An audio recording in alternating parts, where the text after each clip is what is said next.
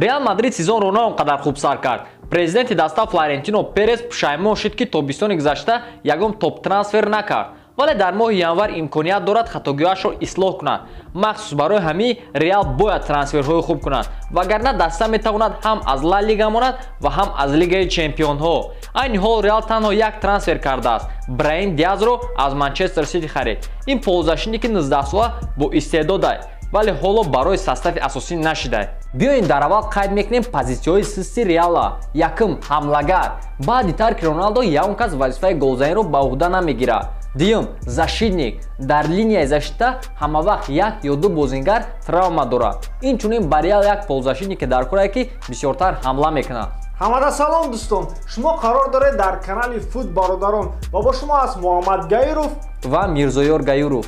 Чӣ хеле ки хоҳиш кардем имрӯз гап мезанем дар бораи трансферҳои зимистонаи Реал Мадрид. Дар ягон ҷо баъзур шунем, мо бошад сар мекунем. ҷои панҷум Ҷейдон Санчо. Ба ин ползашиники 18 сола пур аз дастаҳои Аврупо ҳавасмандӣ доранд. Барселона, Реал Мадрид, Бавария ва инчунин Манчестер Сити мехоҳад бозингари пешнаашро баргардонад. Реал Санчоро пеш ба Борусия гузаштанаш мехостанд, вале Ҷейдон Германияро интихоб кард, барое ки дар он ҷо ба ӯ дар дастаи асосӣ бозӣ кардан кафолат доданд. Айни ҳол занбурҳо метавонанд ин истеъдодро на кам аз 100 миллион фурӯшанд. Шанси гузаштан ба Реал 40%.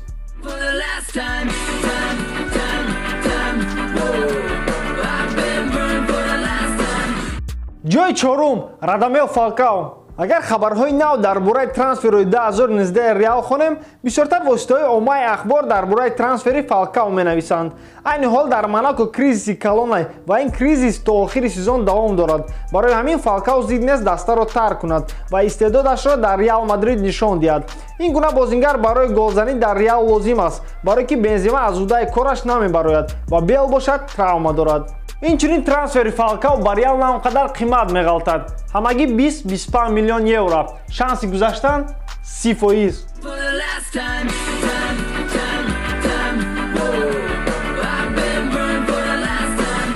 ҷои сеюм Ҷеймс Родригес.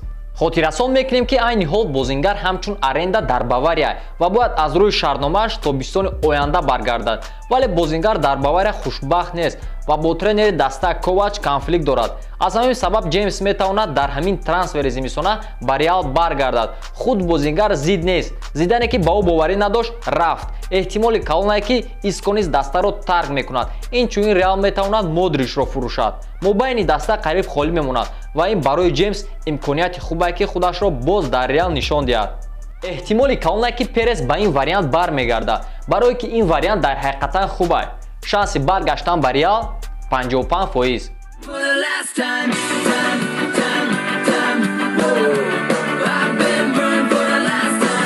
ҷои дуюм Неймар. Реал Мадрид хело шудааст ки хоҳиши ин трансферро дорад. хабар аст ки тобистони оянда ПСЖ метавонад Неймарро бо нархи 200 миллион евро фурӯшад. Перес тайёра ин қадар маблағ пардохт намояд, вале маоши яксолаи бозингар 35-40 миллион евро мешавад. чӣ хеле ки медонем Перес дӯст намедорад маоши баланд пардохт кардана ва хотиррасон мекунем ки яке аз сабабҳои тарки Роналдо ин маоши пасташ буд.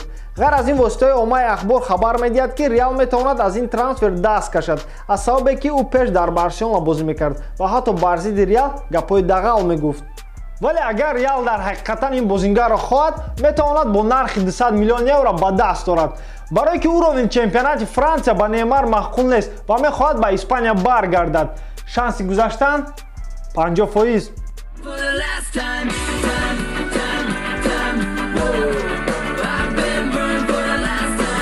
ҷои якм Кристиан Эриксон.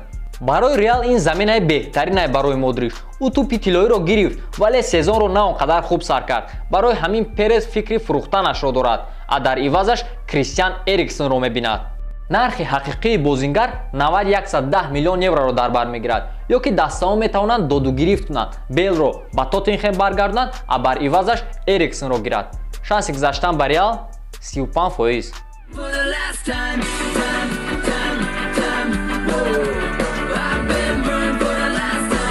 дар ҳолати харидани ягон бозингари нав, даста маҷбур мешавад ки ягон бозингарашро ба фурӯш гузорад. киро метавонад Реал фурӯшад? Иско. баробари салари Иско кам ба майдон мебарояд. Айни ҳол ба бозингар Манчестер Сити ва Ювентус ҳавасмандӣ доранд. Инчунин ба ин рӯйхат навасро ҳам илова мекардем. Ӯ бо Реал хайру хуш кард дар инстаграмаш, вале рӯзи дигар аз шартномаашро то соли 2021 дароз кард. Барои ҳамин дар ин трансфери зимистона ӯ Реалро тарк намекунад. умед дорум Реал трансферҳои хуб мегузаронад, вагарна онҳоро дар сезони оянда дар Лигаи Европа мебинем. Ҳамишам аниқ не. Дар комментарий нависен дар бораи трансферҳои зимистонаи кадом дастаҳо боз мехоҳед ки мо видео кунем. Агар видео маъқултон шуда боша, лайк монен ва дар канал подписатсия кунен ки видеои ояндаро дар вақтш тамошо кунен. Бо шумо буданд Гайруфҳо. Хайр!